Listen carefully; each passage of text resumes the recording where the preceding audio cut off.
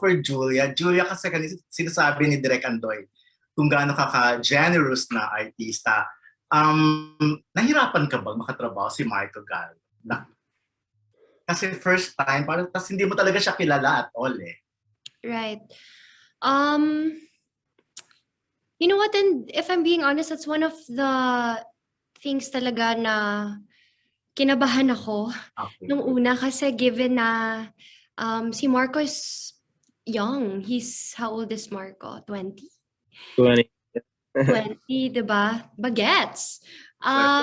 Kinabahan ako. I didn't know, and I think it's my very first time to work with a leading man na much younger than me.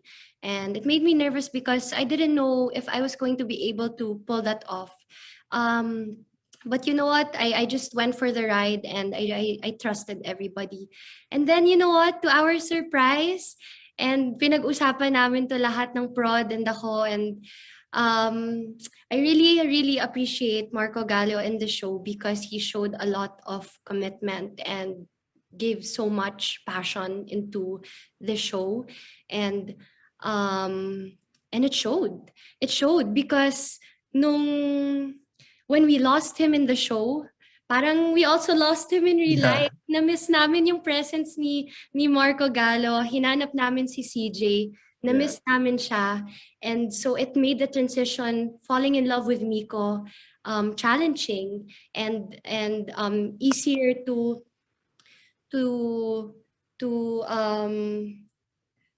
ano tawag doon, to execute because parang real life siya eh. Nung nawala si CJ, parang nawala talaga si Marco Gallo. So, that's one of the things that I appreciated from Marco Gallo because I think yung kaba ko nawala because he made my work easier for me. He made that challenge easier for me. And, ayun. And, ayun, sana alam niya na appreciate namin siya lahat sa binigay niya dito. Ayun. Okay, thank you, Julia. Next question ko para sa dalawang Marco naman kasi sabi nga si Julia ay napaka-generous na artista and of course, very beautiful, no? Pero since parehas naman kayo na-inlove sa kanya, yung character niyo, aside from that, yung mga qualities na yon, yung maganda siya and generous, ano pa yung ka-in-love kay Julia? For Marco Gallo and Marco Gumabao. And by the way, congratulations, Marco Gumabao, super trending ka today. Okay. Thank you po. Well, kay Julia naman, what's not to love naman, diba, kay Julia? First of all, she's so nice.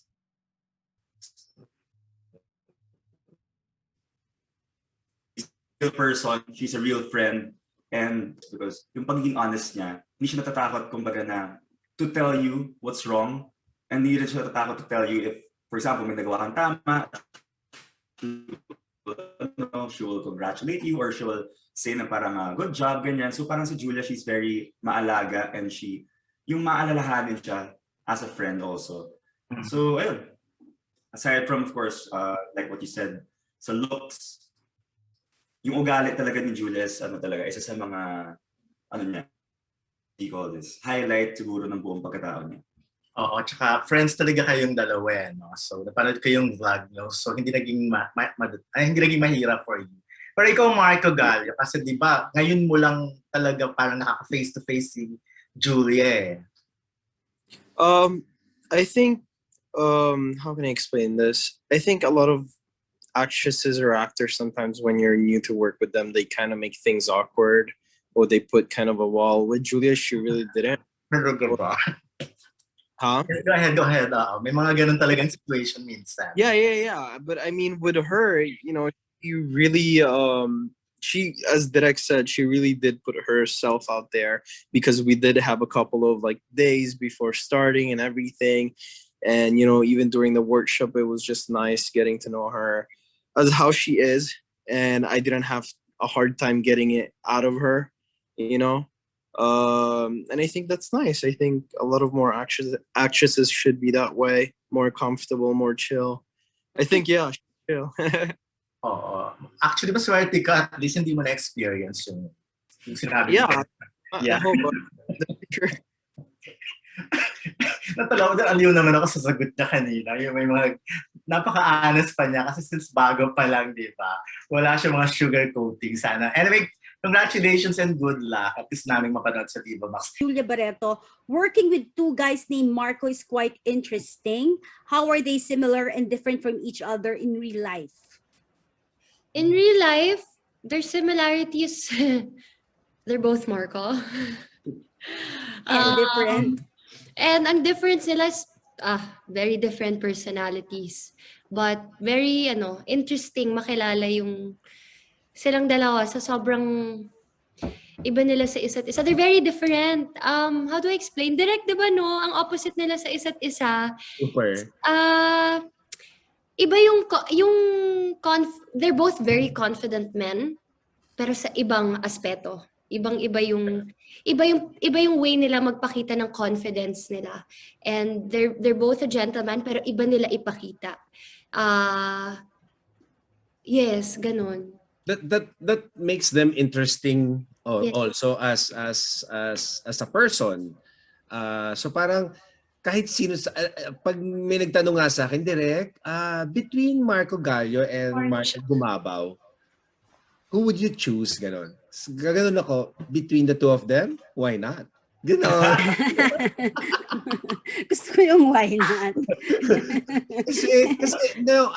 kasi masarap silang dalawa kasama, ganon, makausap, hindi ka mabobore, hindi ako nabobobohan sa kanila eh. Kasi they always give something on the table.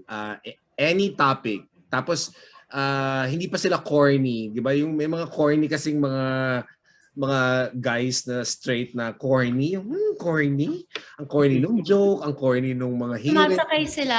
Oo, sumasakay sila eh. So, kaya nakakatawa rin sila, ganun. Importante ang nakakatawa, di ba? Hindi pwedeng parang corny lang yung mga guys. Ganyan. So, yeah, between the two of them, why not? Tawa na ako. Okay. Yes. Naturo ko yung kay Julia. Updated naman ako sa inyo. Yeah. In real life. Updated talaga ako sa inyo dahil kinukwento naman sa akin lahat.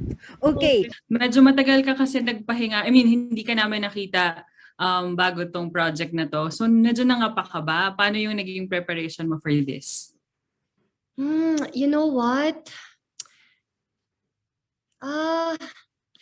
I'll be honest, siguro before entering the bubble, I was really nervous because my last show was in 2019, ngayon at kailanman, and I had to do this one in 2021.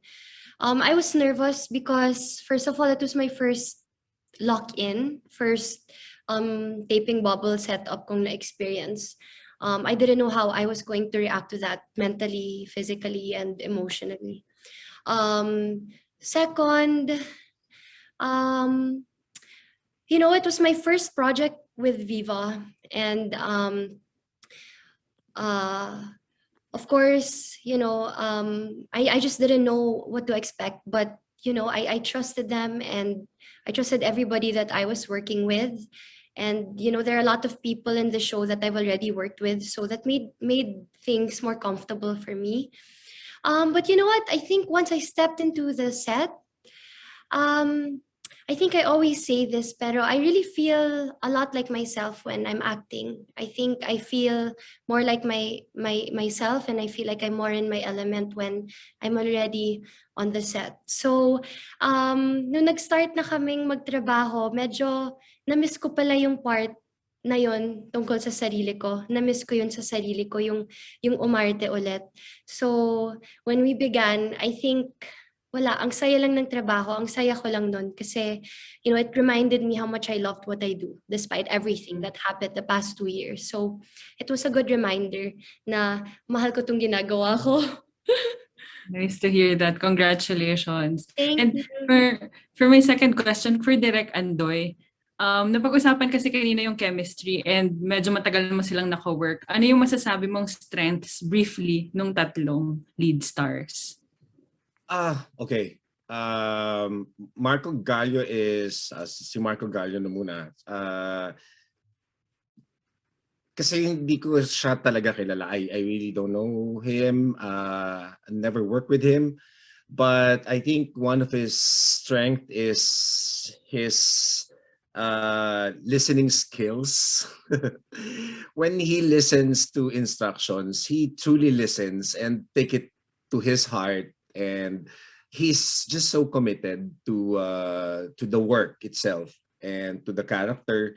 So hindi naging mahirap for him, especially yung sa building the chemistry with Julia, kasi he really goes out of his way as well to reach out then to Julia. Hindi naman si Julia lang yung lalapit sa kanya, naman he's a very gentleman, and he is gentleman enough to reach out to Julia, and hindi siya makasarili eh. Ganon. So, isa yun sa strength niya. With Marco naman, Gumabao, nakasama ko na kasi si Marco sa Japan. Yes. pero ibang ano yun, ibang kwento yun. Pero this is also the first time na nakatrabaho ko siya. And his strength naman is his confidence. He's born to be in this industry. He's born to act, he's born to perform, and with the chemistry naman with Julia, sabi nga ni Julia, matagal na sila magkakilala, they're good friends, so ano na yun, sobrang ayan na, nandyan na sa harap namin. So, babalik na lang sila dun sa characters nila. So, gano'n naman yung ginagawa rin ni Marco. Marco Gumabao, he is very committed as well sa character niya at saka dun sa kwento mismo. And of course, my lovely Julia. Julia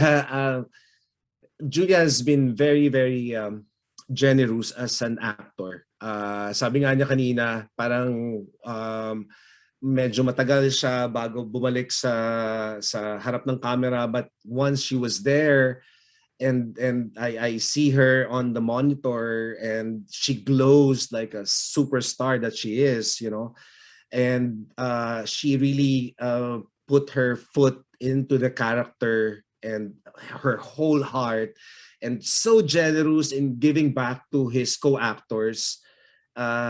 So parang kakanta ba siya ng I don't know why I'm frightened, I know my way around here. Parang ganon.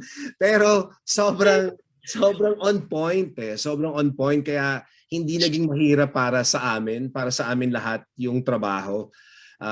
Because she is the star and she's the lead, and she took on that responsibility. Thanks, Direk.